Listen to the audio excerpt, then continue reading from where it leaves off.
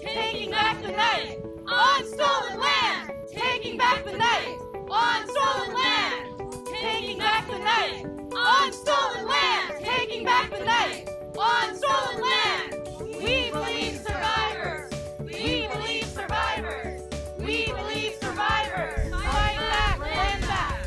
Fight back, land back.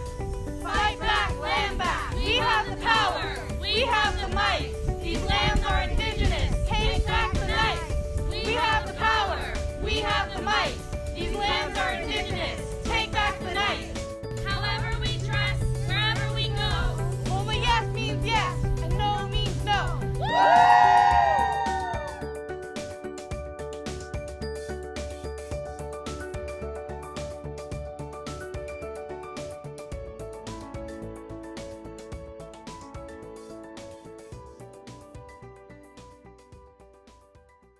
Hello and welcome to Take Back the Night 2021. This is our 40th anniversary of Take Back the Night here in Hamilton, and we are so happy that you could join us.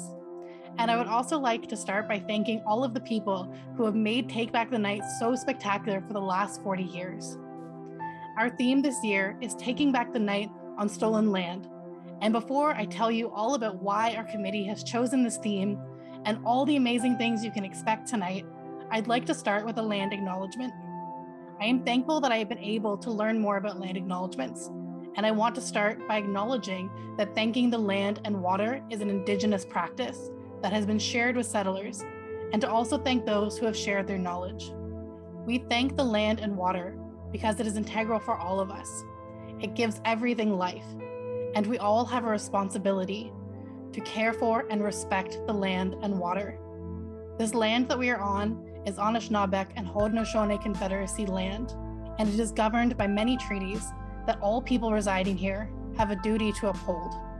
But we see time and time again that it is Indigenous land and water defenders who are leading the way with too little support from settlers to care for the land and the water.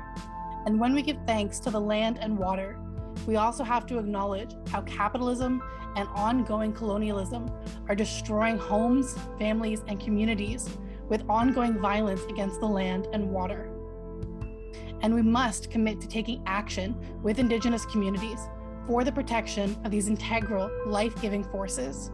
For a moment, I'd like us all to think about what it means to give thanks to the land and to the water, and to join with the many Indigenous people across Turtle Island who have been here since time immemorial and are protecting the land and water, and leading the way in showing us what it means to care for the earth and to build stronger communities.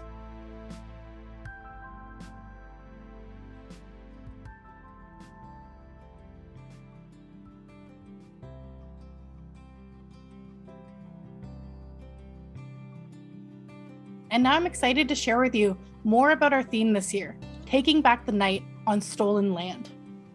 This theme is meant to be many things: an act of love and solidarity, a spur for action and change, a celebration of community and Indigenous women, Two-Spirit, and gender-diverse people. It is to recognize that all movements towards anti-oppression and justice need to be rooted in decolonization, because colonization is ongoing and still causing harm to Indigenous communities today. To explain the importance of this theme, I will be mentioning forms of violence against Indigenous communities, including missing and murdered Indigenous women, girls, Two-Spirit, and trans people, and residential schools and the harm that they have caused. So this is a reminder to always take care of yourself, whatever the best ways are for you.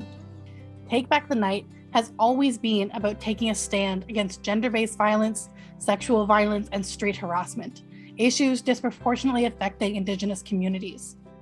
For those of us who are settlers, we have witnessed a time of great grief and re-traumatization as mass unmarked graves at residential schools were searched and the bodies of thousands of Indigenous children recovered by their communities.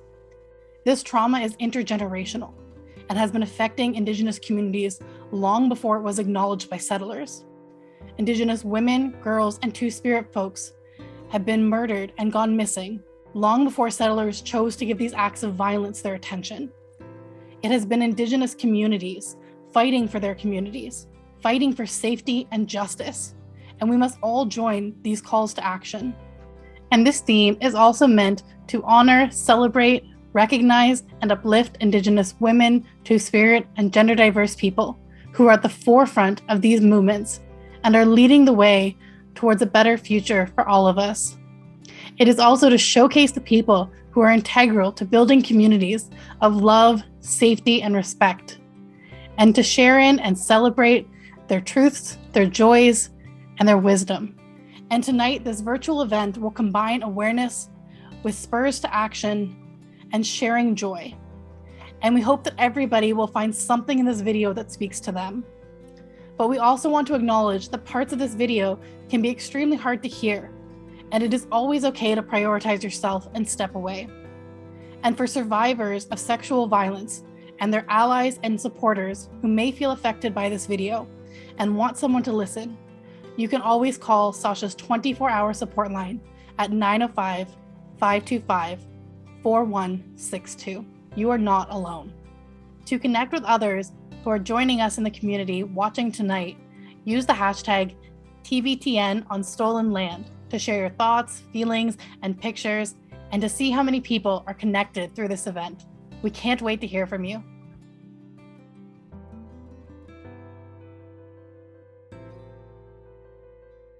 Hello, buenas noches, and thank you for joining us for our 40th anniversary of Take Back the Night in Hamilton. Can you believe it? 40 years of Taking Back the Night in Hamilton. How incredible, how empowering, how amazing is that? My name is Jessica Buniadamte, and I'm the director of SASHA, the Sexual Assault Center of Hamilton and area. I'm so happy to share with you a little bit about Take Back the Night's history this year, and to extend our love and our thanks to all community members involved in Take Back the Night throughout the years and tonight. For those of you who have been attending Take Back the Night before COVID, you know that we normally gather, we rally, we march in front of City Hall as women, as Two-Spirit peoples, as non-binary people, with our children, taking to the streets to say that we will not tolerate gender-based violence. We will not tolerate sexual violence. We will not tolerate street harassment. We shout loud and proud that we deserve a world where we are not only safe, but to be free, to thrive as our full selves. We shout, we cry, we know that you are not alone, and we shout that we believe survivors. Take Back the Night has always been about community, and we have seen the many, many ways community shows up for Take Back the Night every year. From community organizations tabling, giving out amazing swag and offering their support services to everyone in attendance, to male allies cheering on the sidelines with amazing signs and clapping, bringing tears to their eyes as we thank them for their support, to longtime marchers leading their favorite chants, passing the megaphones to one another, to new friends and to new community members who's come to Take Back the Night, and giving them the megaphone and giving them that moment to shout out loud their belief for survivors, their love, their support, their solidarity, their rage. It's just incredible. It's amazing seeing our male allies who also come to Take Back the Night and do the cleanup and do the work of putting the tables away while we are all out marching through those streets together, and those of us riding on the HSR buses too. It is just incredible. We know that we've also seen lots and lots of glitter at the sign making tables, and the glitter goes on our faces and on our hair, and it's just so incredible. Glow sticks shining everywhere. And also new attendees finding a community to march with at our You Can March With Us table. Now tonight, in order to prioritize safety in a different way, we are celebrating Take Back the Night from home. But we still have seen the amazing ways community has come together for this event. We have heard from community organizations sharing their messages of support and solidarity on Instagram. We've been joined by the Native Women's Center, by the Sisters in Spirit Committee, the Hamilton and District Labor Council, and Interval House of Hamilton on the planning committee for Take Back the Night. We've seen community show up with us in spaces created for male allies, for survivors, and for all community to share together. We've seen household create amazing signs with messages to the community proudly posted in their windows saying, "Take back the night, we believe survivors." And now tonight, we have a community of people, you, all of you in attendance, spending their evening watching this video, live tweeting, sharing your favorite moments, commenting and sharing your love. This year, our focus is Take Back the Night on Stolen Land, taking back the night on stolen land. It is meant to highlight the great importance and significance to recognize and show our support to Indigenous women, Two-Spirit and gender diverse peoples, to Indigenous peoples in general, show them our support and our cry for land back and solidarity with that land back. We want to start by thanking all of those who submitted videos and joined us in filming, and to the amazing artists who created the beautiful image for tonight's event. You'll learn more about all the folks who appear in the video as the night goes on. But we want to take this moment to recognize Afro-Indigenous artist Wednesday for her beautiful Take Back the Night on Stolen Land artwork. When talking about why she created her design, Wednesday shared, "When Sasha reached out to me and told me about their mission, a jingle dress dancer came to mind. Indigenous women are 3.5 times more likely to experience sexual assault than non-Indigenous women, making this an issue very close to my heart.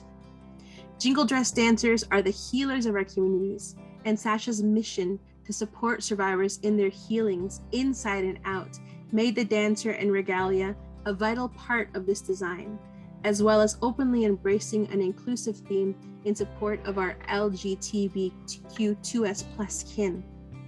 We cannot thank Wednesday enough for this piece that is not only beautiful, but holds so much meaning and importance.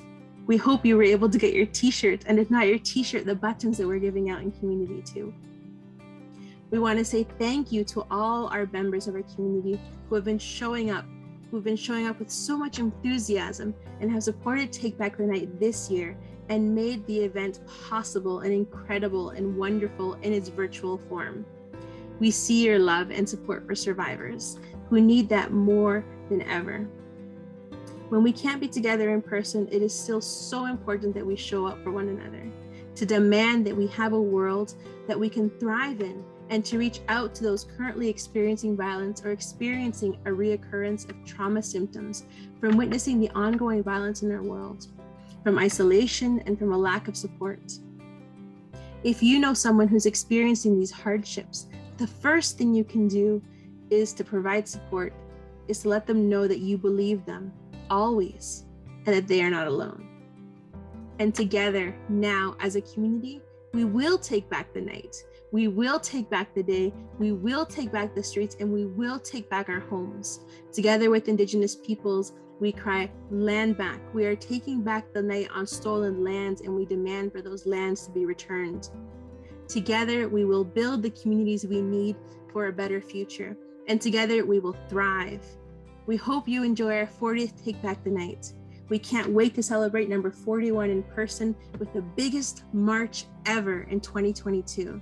For now, happy Take Back the Night 2021. 40 years of supporting each other, 40 years of taking to the streets and crying out loud that we believe survivors always.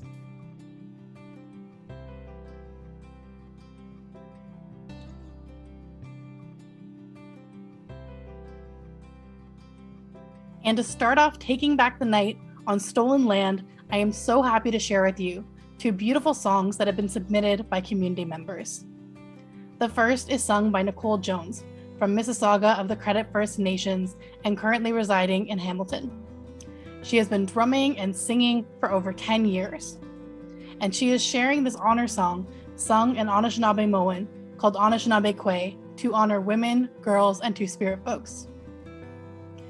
The second song is The Water Song and is sung by Jordan Carrier, who is Plains Cree, accompanied by her sons, McGingan and Nagik, who would usually be marching with her at Take Back the Night, but tonight are drumming with her to honor the water.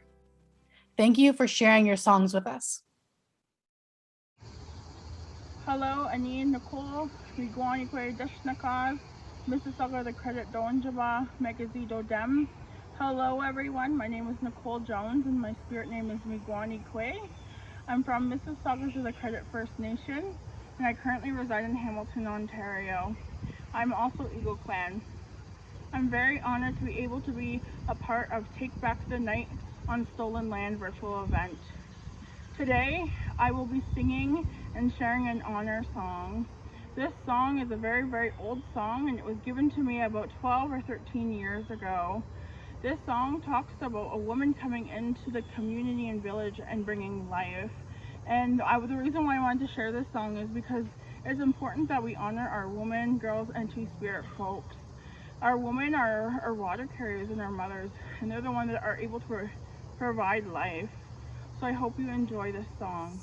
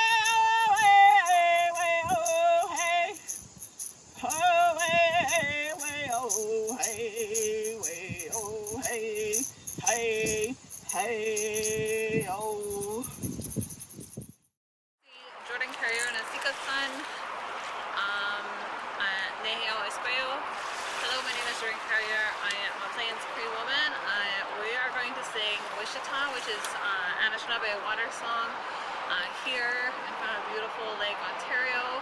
My sons always walk with me at Take Back the Night, so I've invited them to join with me tonight, and they've accepted since we can't walk this year. Hopefully next year. This song honors the water, and it honors our responsibility as women to care for the water.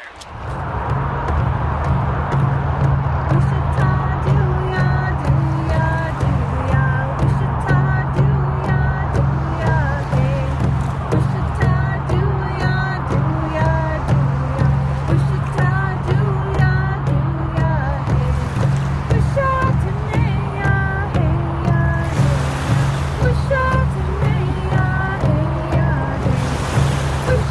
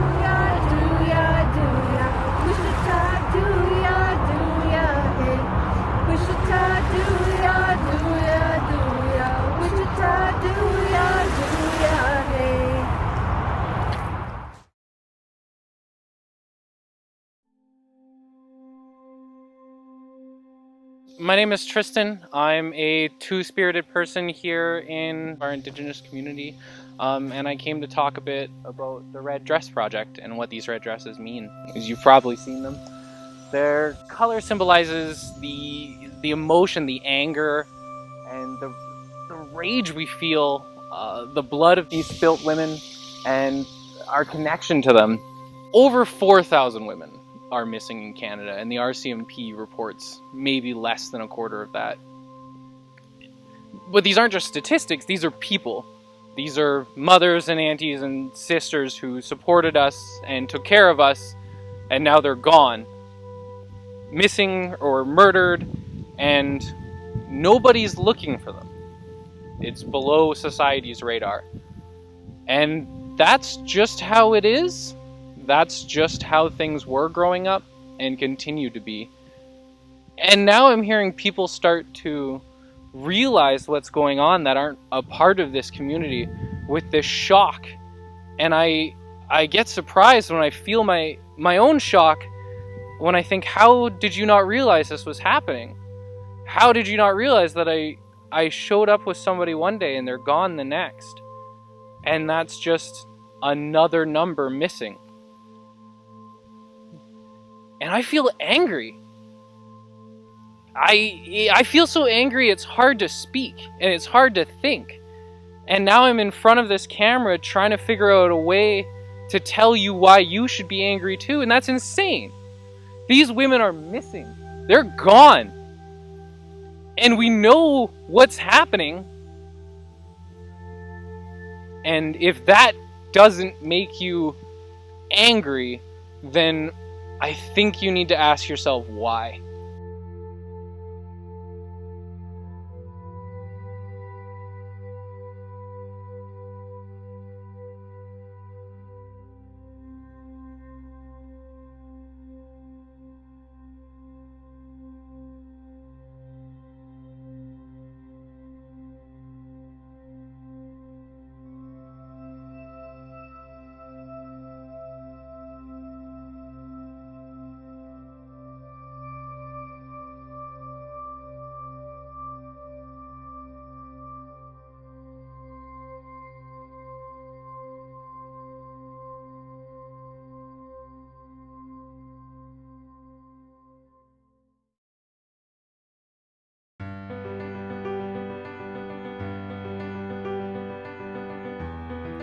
For Take Back the Night 2021, we invited community members to send messages to Indigenous youth. We are so happy to share these messages with you now. Dear Indigenous youth, you are loved. You are loved. you are loved. You are loved. You are loved. You are loved. You are loved. You are loved. You are loved. You are loved. Dear Indigenous youth, You bring so much joy and brightness into the world, and you have my thanks for being wonderfully you. Dear Indigenous youth, you don't have to look or act or sound a certain way to be two-spirited. You are who you are. End of story. Dear Indigenous youth, I'd like to thank you for your courage, Knowledge, your skill sets, and for your heart. for leading the way in what it means to foster community. Communities across Turtle Island benefit from your presence. And we are stronger because of you, Keep doing what you're doing. because you know the path forward best. All we can do is rally behind you and show our never-ending support. Thank you, Miigwech. Dear Indigenous youth, we look to you. You are the future, and we stand with you, stand by you, and your voice will always be heard. Dear Indigenous youth, You are welcome here. There is space for you, and we want you to be here. dear Indigenous youth, You are powerful and the future is yours. Dear Indigenous youth, You are worthy. You are worthy. you are worthy. You are worthy. You are worthy. you are worthy. you are worthy. You are so worthy. Dear Indigenous youth, this is your community too. You are from here, even if you've traveled a long way. This is your home now. Dear Indigenous youth, you matter so much to this world. Dear Indigenous youth, be proud of who you are. Because it is beautiful. Dear Indigenous youth, you are special. Dear Indigenous youth, You more than matter. You are integral to our Indigenous futures. The persistence and resistance of your precious existence is a celebration for your ancestors. They live on through your speaking, writing, dancing, singing, drumming, learning, and creating in your Indigenous traditions. Dear Indigenous youth, I know it seems like a big place with a lot of people, but your community is out there, and you're gonna find us eventually. Just keep looking. Dear Indigenous youth, I will fight alongside you for a better future. You deserve a world to thrive in, and we will get there. Dear Indigenous youth, you are so loved, valued, special, amazing, and you are your ancestors' greatest dreams. Thank you to all the community members who sent messages to Indigenous youth. And to Indigenous youth who are watching, we hope you feel loved and supported by the community. We also want to create a space for you that you can come to be with other Indigenous youth to share your thoughts and feelings after Take Back the Night. And if you desire to share these thoughts and feelings with the Take Back the Night organizers and the community. If you are interested in being part of this space, please check out our social media at Sasha Ham Aunt in the coming days for details. And remember, you are not alone.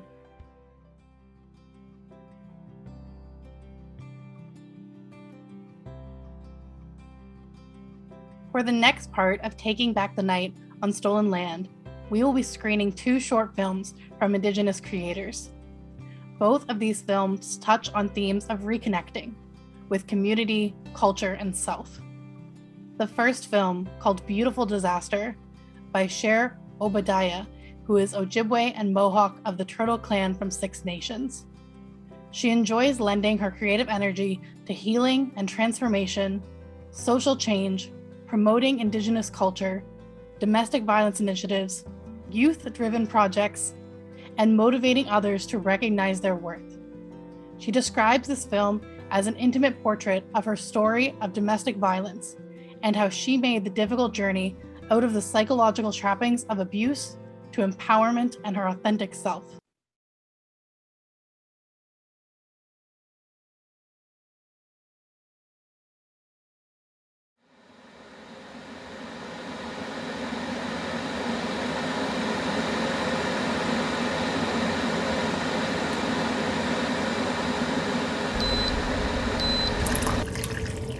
I wrote a lot of poetry during my relationship because I didn't always feel safe sharing my feelings with my partner. He would take it as criticism rather than my truth. So writing became a release, a way for me to validate my own emotions. He hurled his coffee across the windshield, dripping with hate, soaking me in shame. I ran in the house, covered in humiliation, worried about the neighbors gathering in gossip. Paper towel flapped in our hands. Like a white flag of surrender, I let go. Sunbeams cut through the window, reminding me of the lit stage outside. My hands clench and curl, begging for retaliation, but I don't give them permission. I claw my nails in my thighs and slide down the wall, slipping further into the space outside myself. Breathe and release.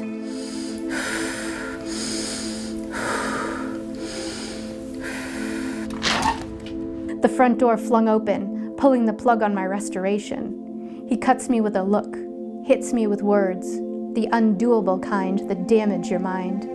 The beast behind his breath is done. His shadow slips from sight. I struggle to remember what I did wrong, how I hurt him, or why he hated me. I couldn't remember, but what I'll never forget is how alone I felt that day. I accepted a lot of behaviors that were unacceptable because I was embarrassed and because it was important to me that people didn't lose respect for him. I loved his connection to culture, his soft side, and spirituality. But genocide of Indigenous people leading to intergenerational trauma is a part of Canada's founding fabric. And that mistreatment, both past and present, laid the psychological groundwork for anger, rage, violence, and dysfunction among our own. And we're still very much in the ripple effect of that wreckage today. I practiced a lot of patience because I know that hurt people hurt others, but that left me vulnerable. My partner had a knack for justifying his actions in a way that made sense, and often in a way that left me questioning myself. Most of the time we were great. He was thoughtful and loving and kind. He had a lot of admiration for me, and I craved that. I knew who we could be, and I put a lot of energy into that. But he was also easily agitated, causing discussions and arguments to be a chronic problem. They were draining, often petty, and always painful. Without even realizing, I started to think like him and double-check every little detail to avoid upsetting him. I started to say things like, "I don't care. It's up to you. I can do that. Sure, no problem. Whatever you need." It seems like self-abandonment, but it's actually self-protection, because people need peace and emotional safety as much as food, water, and shelter. It's just that critical. The more I molded to his mind, the further away I got from my authentic self. And when you're silencing shame, energetically drained, and cognitively reduced on an ongoing basis, it's really easy to accept the love that's waiting on the other side of an argument. It's a psychological swinging door, because the person who hurt me was the exact same person that could make me feel safe. I functioned well in public, but I was often mentally exhausted, and I know that hindered my creative spirit. Looking back, I don't recognize myself in a lot of ways. I'm intelligent, I'm driven, I'm a deep thinker, and I got caught. It was a wretched cycle, and it had to end, which was so challenging. Learning to build boundaries and hold a no isn't an overnight adjustment. It's a behavior overhaul that required supports and self-investigation. But once I started digging, I was obsessed with personal growth, finding my faults, and treating myself the way I deserved to be treated.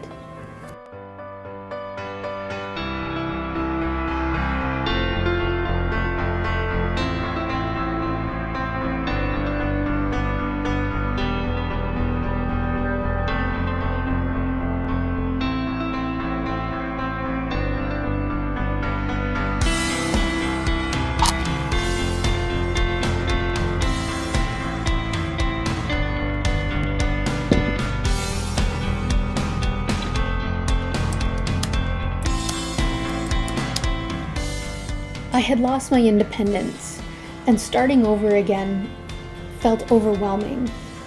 And I told myself there will be a lot of difficulties ahead, just to mentally prepare myself for when they arrived. And one of my favorite mantras became, "No matter what, I will be okay." It's a really powerful statement because it's true.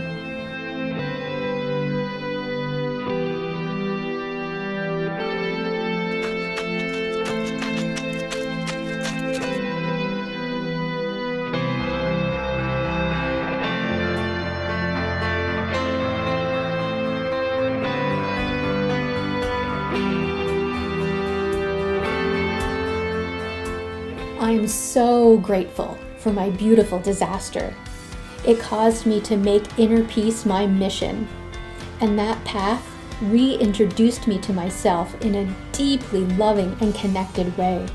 Colors are more vibrant, experiences are richer, time is more precious, my spirit is speaking, and I have learned to listen.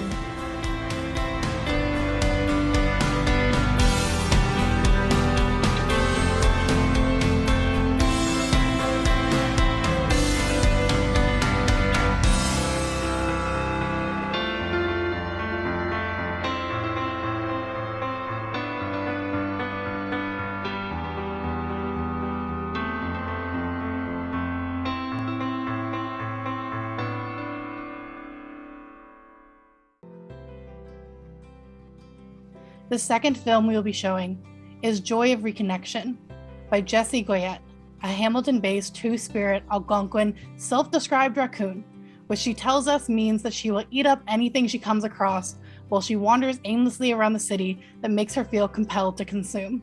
Her film documents the beginning of her journey, reconnecting with culture and trying to bridge intergenerational trauma her father faces into family healing. When my father left the Algonquin territory where he grew up at 7 years old, the traditions and teachings left with him. This is us, finding the joy in reconnection. My name is Tristan. I'm an Anishinaabe from the Thunder Bay area, Ojibwe Bear Clan. I'm a two-spirited individual who works here in Hamilton at the Hamilton Regional Indian Center. And who are you?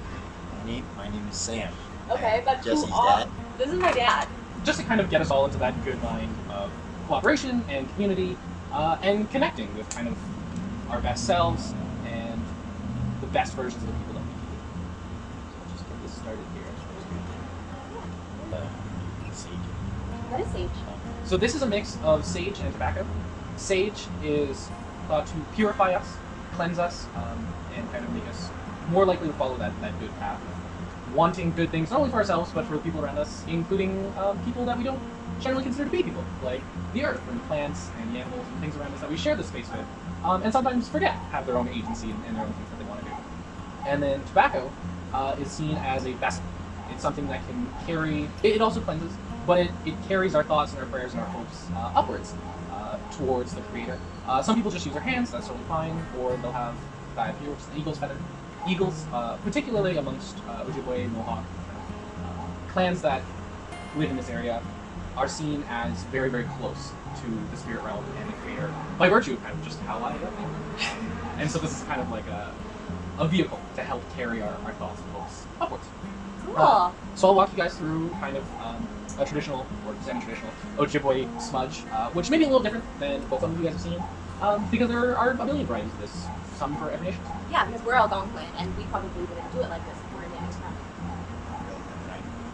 So once I've got a good smoke going there, I start by just taking the smoke and I wash my hands with it. Literally just kind of like wash your hands in the sink. I get the smoke all around it, and it's partially so that I may transport the smoke to the other parts of my body, and my hands are clean and ready to carry that, and also so that my hands are good. A lot of times we come back to that notion of goodness, because goodness really is the best word for it. We want our hands to be good so that they do good things and only do things that help those around us. They're not meant to hurt, they're meant to assist.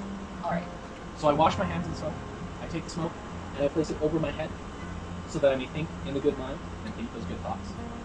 I take the smoke and I place it over my eyes so that I may see the goodness in myself and the goodness in others and recognize that. I breathe the smoke into my lungs through my nose so that I can smell all the gifts that the Creator and that our Earth Mother has placed upon us, placed upon this earth, not only for us to enjoy, but for everything to enjoy.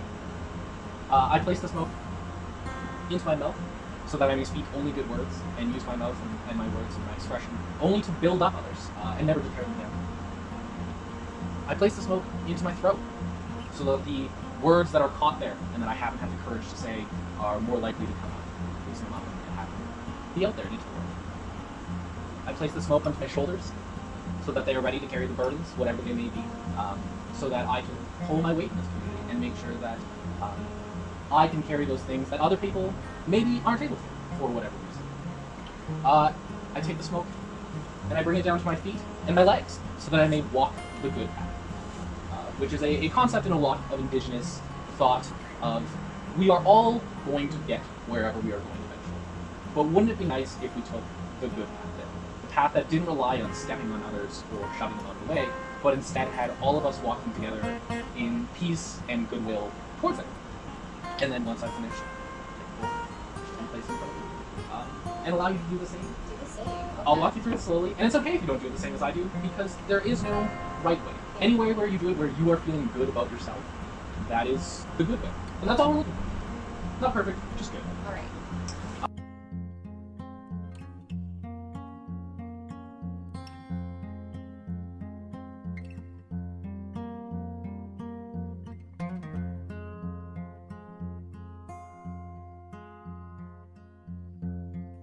Oh yeah? You're not gonna Onto swear? our ears, so that way we hear the good words that other people have to say to us. Some people like to go over your heart, so that your heart may be filled with good thoughts.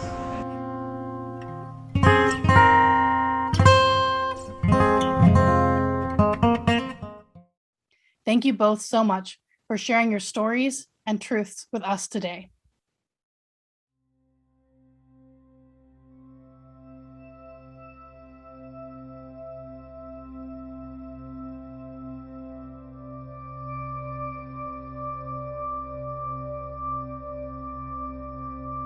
I'm here with Joan, the co-chair of the Sisters in Spirit Committee in Hamilton, and Joan is going to talk to us today about the Red Ribbon Skirt Project. The Red Ribbon Skirt Project was started 19 years ago in BC. It was a grassroots organization. It was a group of women who got together in response to the lack of police action surrounding the Picton, what we came to know as the Picton case. There were lots and lots of women disappearing off the streets of Vancouver, and they were getting very concerned, and nobody was helping them. The skirt campaign began. They started sewing skirts for members of the families, and they started a march. And every year they march on May 5th, and it has now gone to Edmonton and Calgary and Winnipeg, and now we're having it in Hamilton. It's a huge thing. The families really need to have the support, and they need to have the acknowledgement that they haven't been forgotten. A lot of them feel like, they've been pushed to the wayside. It's very difficult to get awareness surrounding MMIW, and it doesn't stay active, if that's the right word, for very long. So it's really important to acknowledge these people every single year. I want to see a sea of red skirts out there every single time we do something community-wise. I really think it's important, and it reminds us every day. It's not just one day that people go missing. It's every day, so we need to be wearing them to community events, and I just want to see red everywhere. If they want to get involved, they can get in touch with Sisters in Spirit and myself or any of the other members, and we can help them go from there. We're hoping to get very busy and get some sewing done, and it will be a real chance for people to get together and have some camaraderie there as well. Just get involved. I mean, you don't have to be Indigenous to be involved. If you are curious, just ask and come out and just be involved. We are so thankful for Joan and the Sisters in Spirit Committee in Hamilton for doing this important work to support the families of missing and murdered Indigenous women, girls, Two-Spirit, and trans folks here in Hamilton and the surrounding areas. And I would also like to thank Jamie Smallboy, who started this project and shared with us its history and its importance. It was started in Vancouver, but now we want to see all of Hamilton get involved. It is time for action, and we encourage you to learn more about the Red Ribbon Skirt Project and to lend your time and even supplies and money so that next time we gather, we can achieve the vision that Jamie had for this project and that Joan spoke about today. A sea of red ribbon skirts to show the families they are not forgotten and they are not alone.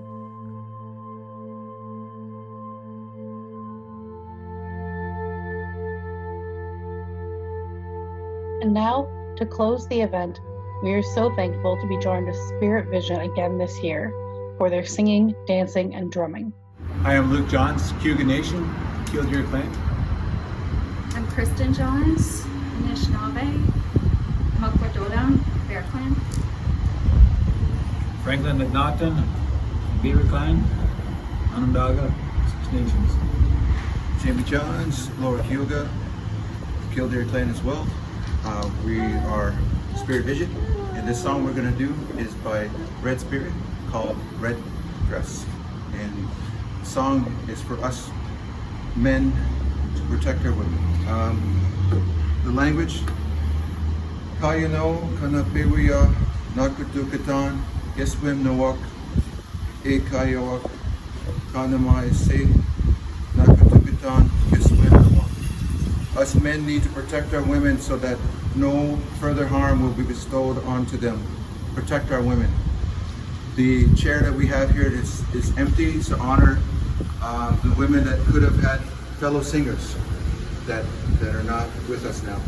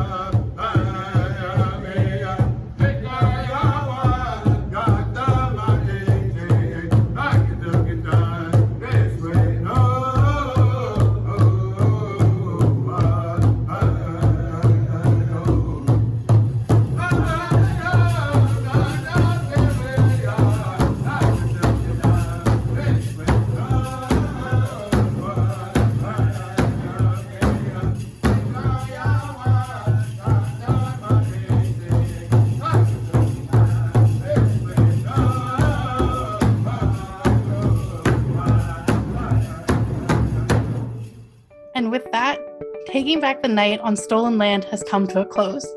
And I want to say thank you. Thank you to all of you for being here tonight. And thank you to every person who had a part in making Taking Back the Night on stolen land possible. Taking Back the Night is over for this year, but community is never over. And we can't wait to be back in person with you, to rally, to march, to gather, to be loud on the streets. So we can't wait to see you next year, but stay in touch until then. Bye.